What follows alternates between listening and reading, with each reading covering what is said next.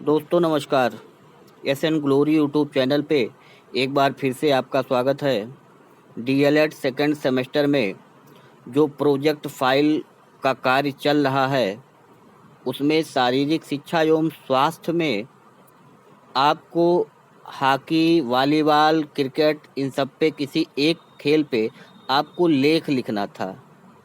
तो यहाँ पे हम चर्चा कर रहे हैं हॉकी एक खेल पर लेख तैयार करना। यानी अगर हॉकी पर आपको एक लेख तैयार करना हो तो आप कैसे तैयार करेंगे, उसकी चर्चा इस वीडियो में की जा रही है। तो आइए देखते हैं कि इसमें क्या क्या होगा। तो सबसे पहले आप देखेंगे कि हॉकी के बारे में कि भारत में अन्य खेलों की लगातार बढ़ती हुई प्रसिद्धि के बाद भी हॉकी भारत का राष्ट्रीय खेल है। हॉकी को आधिकारिक तौर पर मान्यता प्राप्त नहीं है, लेकिन फिर भी हॉकी को राष्ट्रीय खेल के रूप में चुना गया है। भारतीय हॉकी के लिए स्वर्णकाल केवल 1928 से 1956 तक ही था। तो ये जो हॉकी का स्वर्णकाल था वो 1928 से 1956 तक था। भारत का जो राष्ट्रीय खेल है वो आधिकारिक तौर पर हॉकी को नहीं माना गया है, लेकिन ऐसे ही भारत का राष्ट्रीय खेल हॉकी माना जाता है। अब इसके आगे देखेंगे कि वो जो 1928 से 56 तक की बात की गई है, इस अवधि में इसके बुद्धिमान खिलाड़ियों ने ओलंपिक में लगातार 6 स्वर्ण पदक जीते थे। हॉकी के सर्वश्रेष्ठ खिलाड़ी मेजर ध्यानचंद की मौत के बाद हॉकी का भविष्य अंधकार युक्त हो गया था। उस समय पर बहुत से हॉकी खेलने वाले गैर भारतीय खिलाड़ी ऑस्ट्रेलिया के लिए प्रवास कर गए।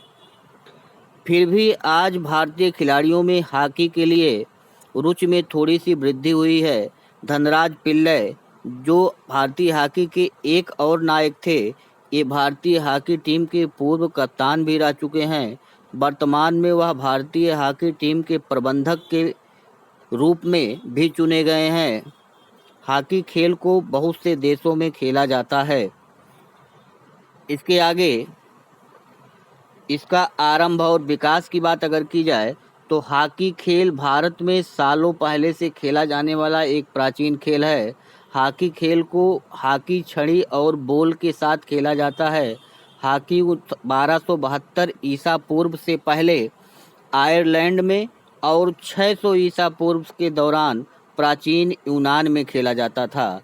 यानी कि हॉकी का विकास कैसे कैसे हुआ, इसकी चर्चा यहाँ पे हो गई। अब हॉकी के रूप कौन कौन से होते हैं?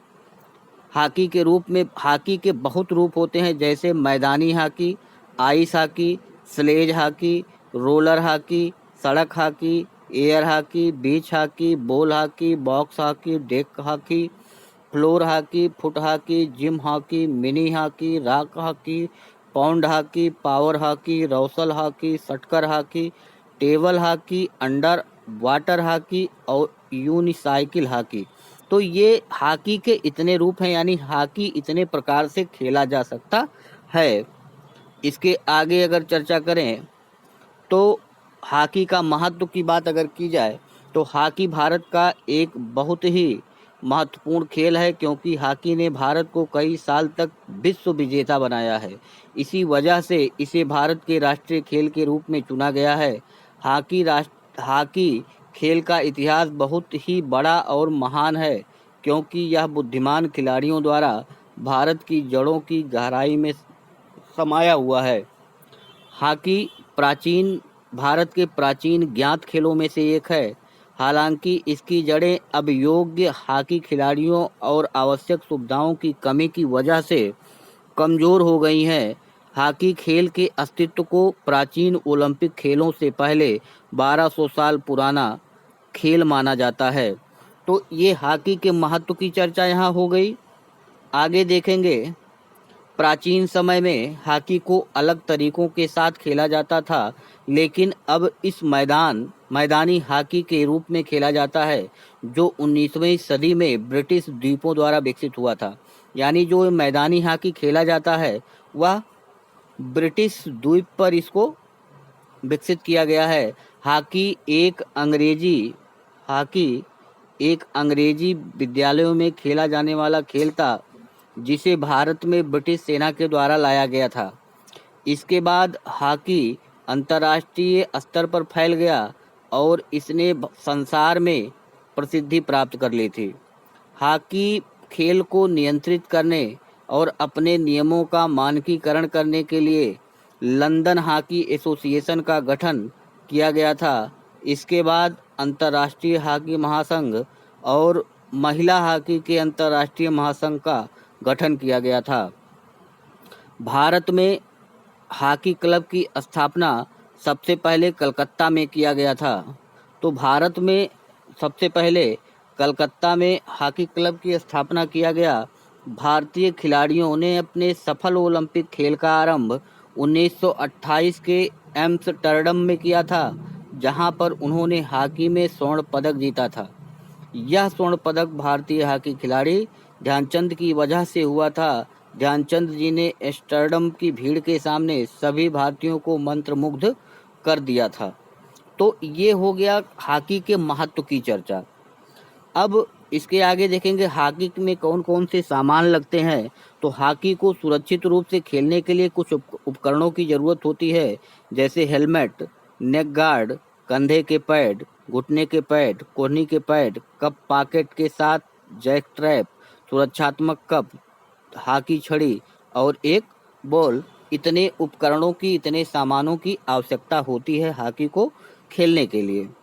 अब इसके आगे अगर चर्चा करें तो हॉकी खेल के खिलाड़ी आरंभ अवधि कितनी होती है, इसकी चर्चा। यानी हॉकी के खेल में कुल कितने खिलाड़ी होते हैं और इसकी अवधि क्या होती है। तो हॉकी जो है वह स्फूर्ति और शक्ति का खेल है। हॉकी खेलने के लिए 11-11 खिलाड़ियों के 2 दल होते हैं।